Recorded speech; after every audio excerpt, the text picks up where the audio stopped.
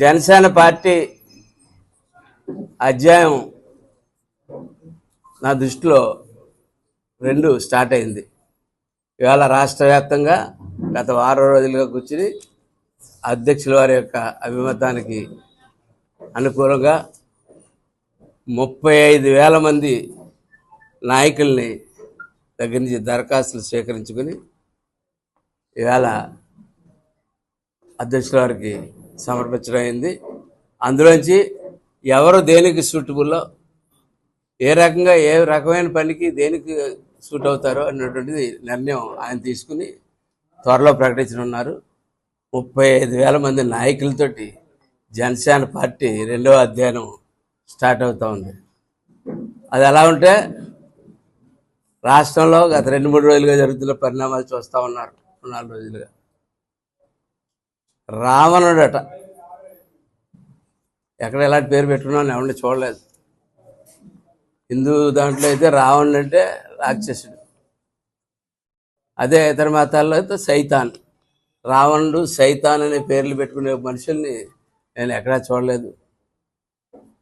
వాడు సైతాన్ పేరు పెట్టుకుని, రావణుడు అనే పేరు పెట్టుకుని దేవుళ్ళని, హిందూ దేవుళ్ళని కించపరుస్తూ దేశంలో ఉగ్రవాదం రెచ్చగొట్టేటువంటి చర్యలకు పాల్గొంటూ ఉంటే హే రామ్ అంట, హే రావణ అని వచ్చినాడు, హే రామ్ అంట ఒక ట్వీట్ చేశాడు.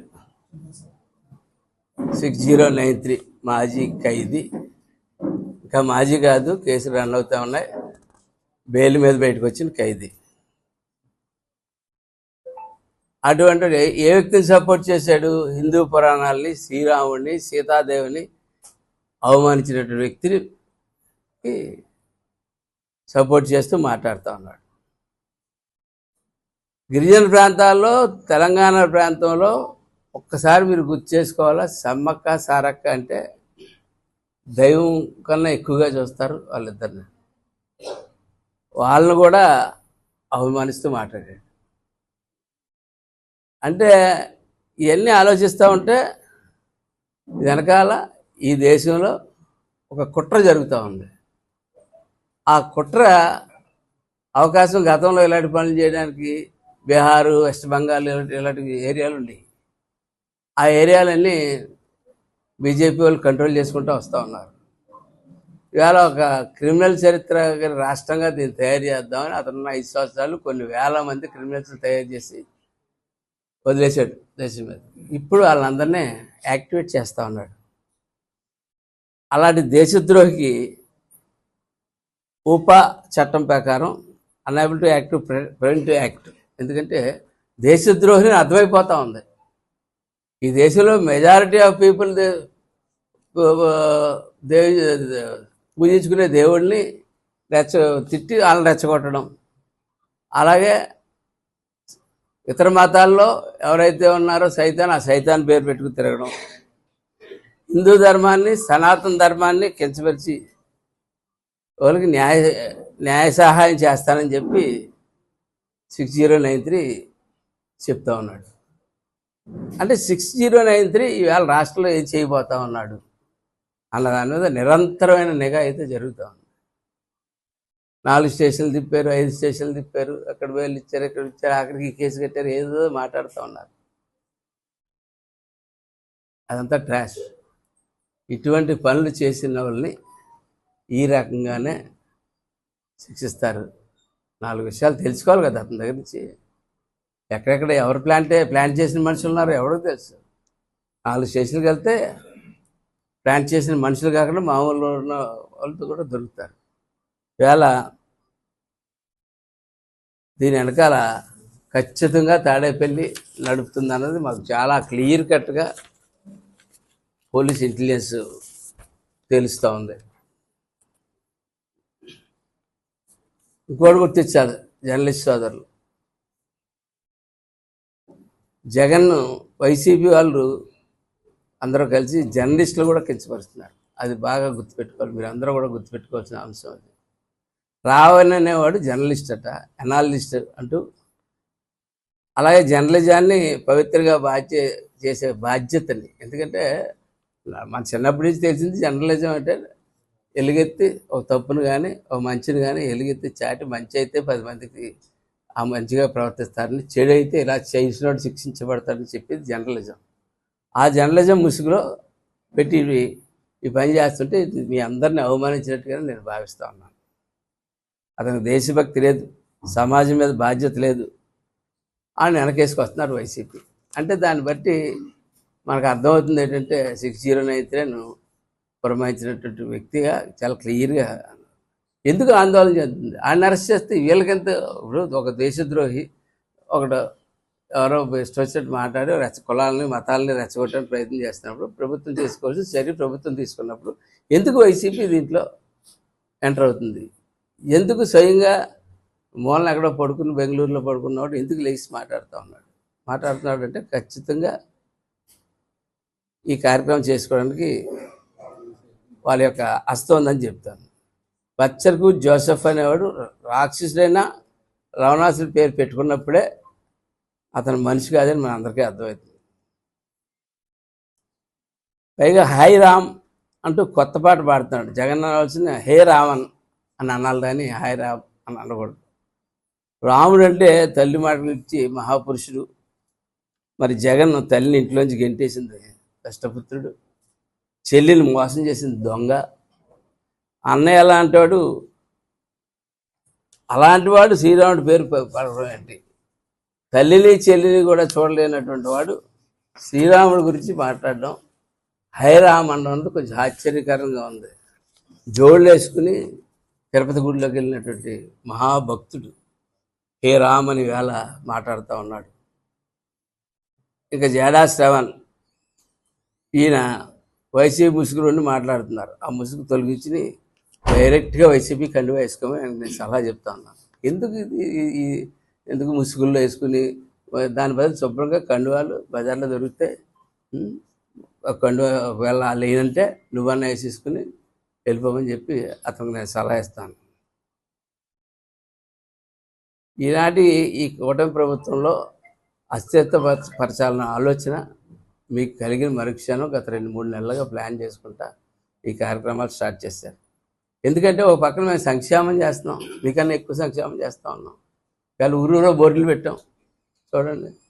దాన్ని ఛాలెంజ్ చేస్తారు, రమ్మనండి కన్నబాబు గారిని ఒకసారి లోకల్గా ఉన్నారు. ఇందులో నువ్వు ఈ పని చేయలేదు, ఈ బోర్డు ఎందుకు పెట్టుకున్నావు అని చెప్పి నన్ను అడగమనండి.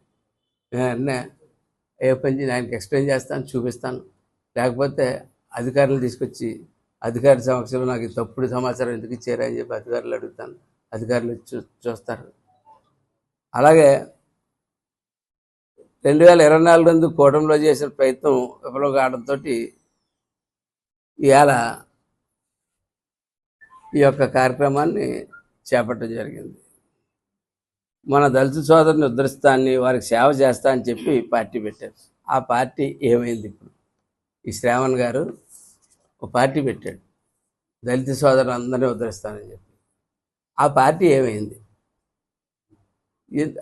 నీకు ఒక పార్టీ ఉంటుండగా ఇంకొక పార్టీలో ఈ పార్టీని రద్దు చేసి నువ్వు వెళ్ళి ఇంకో పార్టీలో జాయిన్ అవ్వు, లేదా ఇంకో పార్టీకి అనుకూలంగా మాట్లాడు. నువ్వు వీళ్ళని మోసం చేసి ఇక్కడ పార్టీ పెట్టి అక్కడికి వెళ్ళి ఇంకో పార్టీకి ఒత్తాసు పలుకుతున్నావు. మేము కూటమి కింద వెళ్తేనే ఒత్తాసు పలుకుతున్నాం అంటామే. మేము ఎన్నికల ముందు కూటమి మాది, ఎన్నికల తర్వాత కూటమి కాదు. ఎన్నికల ముందు మేము డిక్లేర్ చేసుకున్నట్టు కూటమినే మీరు చంద్రబాబు చెప్పినట్టు చేస్తున్నారు, అది చేస్తున్నారు, మమ్మల్ని మాట్లాడుతూ ఉన్నారే. మేము ఎన్నికల ముందు ప్రజలు ఇచ్చిన ఆమోదం, అది ప్రజలు ఇచ్చిన ఆమోదం మేరకు మేము నడుచుకుంటూ ఉన్నాం. దాన్ని పట్టుకుని మీరు మాట్లాడుతూ ఉన్నారు.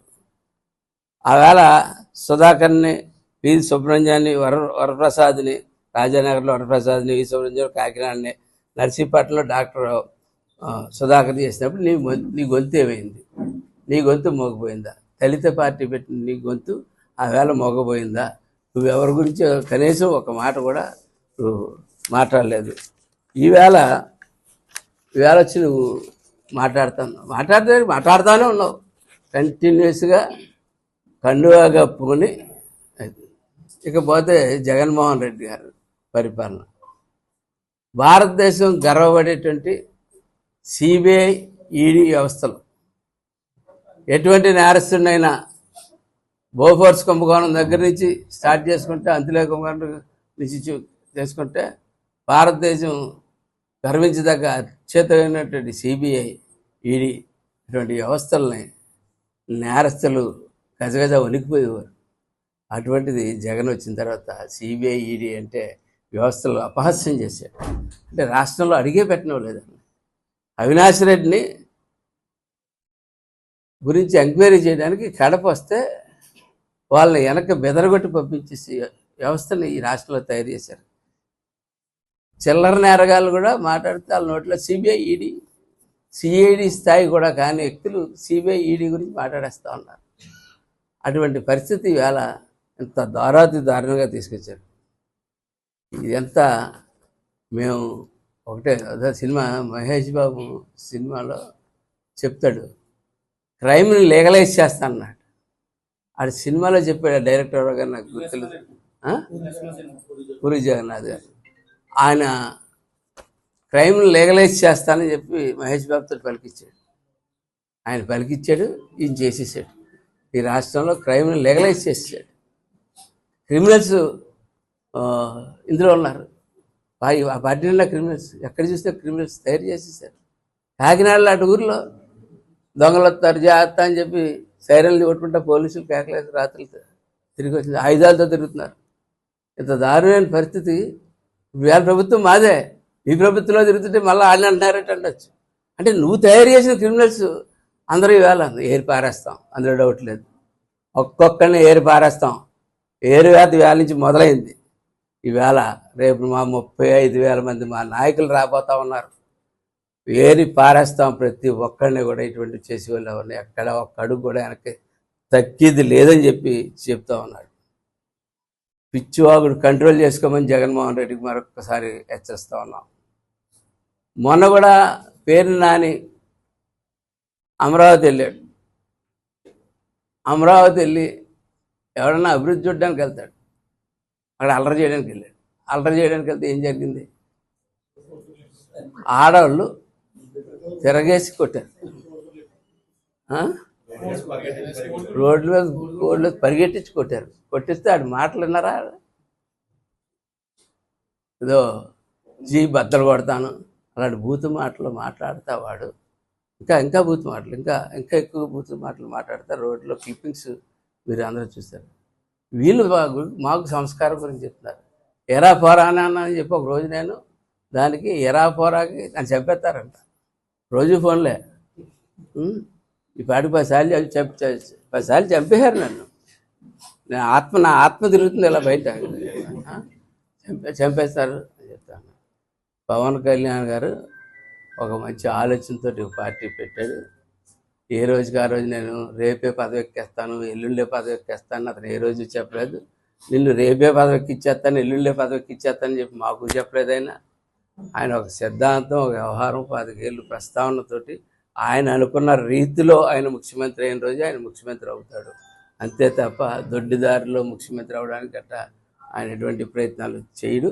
దాన్ని ఆయన ఒక లైన్, ఆయన సిద్ధాంతాలు ఫాలో అవ్వకుండా ఎదరికెళ్ళినప్పుడు ప్రజలు దాన్ని ఆమోదించిన రోజు ఆయన ముఖ్యమంత్రి అవుతాడు. అంతేగాని పవన్ కళ్యాణ్ ముఖ్యమంత్రి గురించి మీకెందుకు కంగారు నాకు అర్థం అవ్వట్లేదు. వీరు ఊరిగా మాలో గొడవలు పెట్టడానికి తప్ప, కూటమిలో గొడవలు పెట్టడానికి తప్ప ఊరికే మీరెందుకు ఇదైపోతున్నారో తెలియట్లేదు. అలాగే ఆంబోతు రాంబాబు పేరు ఇక్కడి నుంచి మార్చేసాం. ఏంటంటే అతను ఏంటది కాంబాబు. మా ఊళ్ళో కాంబాబు అన్నాడు, ఆయన కాదు, ఈయన కామబాబు. ఈయన కాంబాబు గారు మీరేమనుకోకండి, మన త్వరలో కాబట్టి కాంబాబు గారు ఆయన అంటున్నాం అనుకుంటాడు కదా. ఆంబోతు కామబాబు అని చెప్పి ఈ కాంబాబు గురించి మాట్లాడుకోవాలంటే చాలా చరిత్ర ఉంది. కాబట్టి మోసుకొని కూర్చోండి. మీరు ఒక గొంతు గిప్పితే ఇక్కడి నుంచి 1000 గొంతులు ఇప్పడానికి రెడీగా సిద్ధంగా ఉన్నాం. మీరు ఒక అడుగు వేస్తే 10 అడుగులు వేసి కుమ్మేయడానికి సిద్ధంగా ఉన్నాం. కాబట్టి ప్రతి ఒక్కరికి పవన్ కళ్యాణ్ గారి తరపున నేను హెచ్చరిస్తూ ఉన్నాను. ఇక్కడ ల్యాండ్ ఆర్డర్ విషయంలో కానీ, ప్రభుత్వ కార్యక్రమాల్లో కానీ, ప్రజల విషయాల్లో కానీ ఎటువంటి అలజడులు సృష్టించడానికి ప్రయత్నించిన మత విశ్వాసాల పట్ల కానీ, ఏ మతమైనా కానివ్వండి, ఆ మతాన్ని కించపరిచేటట్టు మాట్లాడాలి కానీ గొడవలు కానీ పెట్టడానికి చేస్తే చాలా తీవ్రమైన పరిణామాలు ఉంటాయి. ఇంకా చంద్రశేఖర్ రెడ్డి గురించి చెప్తా ఉన్నా. చంద్రశేఖర్ రెడ్డి నీకు ఇదే ఆఖరి వార్నింగ్. నువ్వు గతంలో మతం ఎక్కి చాలా మాట్లాడావు, వాటికి ఏదో ఒకటి రెండిట్లకి సమాధానం చెప్పి వదిలేసాను అప్పట్లో. ఇప్పుడు కూడా నీ సొంత వ్యవహారాల్లో చాలా వ్యవహారాల్లో నేను కలగజేసుకోవచ్చు, కానీ నేను కలగజేసుకోలేదు. నువ్వు ఆ వేళ వాడిన పాత క్లిప్పింగ్లు పెట్టించి ఏదో చేస్తూ ఉన్నావు. నీకు ఈ వేళ మాట్లాడి దమ్ము లేదని నాకు తెలుసు, కానీ మాట్లాడితే మాట్లాడు. పార్టీ పరంగా మాట్లాడాను తప్ప నేను 2 సంవత్సరాలు ఎప్పుడు నిన్ను వేరే రకంగా నేను మాట్లాడలేదు. ఆ మాట్లాడి పరిస్థితి నువ్వు తెచ్చుకోవద్దు. ఇదే నీకు ఆఖరి హెచ్చరిక. నా గురించి ఏదో మాట్లాడావు. మన ఇద్దరికి కామన్గా ఉన్న 100-200 మంది స్నేహితులు ఉన్నారు. ఆ స్నేహితుల దగ్గరికి వెళ్ళి ఎవరన్నా కనుక్కోవచ్చు, అతను నా గురించి మాట్లాడిన మాటలు వాస్తవం కాదా అన్నది వాడికి తెలుసు. అంటే అధికార దర్పంతో అలా నేను ఏమంటే అది చెల్లుతుంది కదా అని, కోవిడ్ సమయంలో ఎవరో మనుషులు కూడా బయటికి రావట్లేదు కదా, ఇష్టానుసారం మాట్లాడారు. అవి వాటిని రిపీట్ చేస్తాను, నేను చూస్తూ ఉన్నాను 2 రోజుల నుంచి రిపీట్ చేస్తూ ఉన్నాను వాటిని. ఇంకొకసారి అవి రిపీట్ చేసి కనపడ్డాయా నా గొంతు ఎప్పవలసి వస్తుంది. కాబట్టి నీ మర్యాద నువ్వు కాపాడుకుని నీ వానాన్ని నువ్వు ఉండు. నువ్వు పిల్లలతో ఉన్నావు, నేను పిల్లలతో ఉన్నాను. ఇలాంటి విషయాలు బయట మాట్లాడుకోవడం కూడా అసహ్యంగా ఉంటుంది నీకు, గుర్తుపెట్టుకో.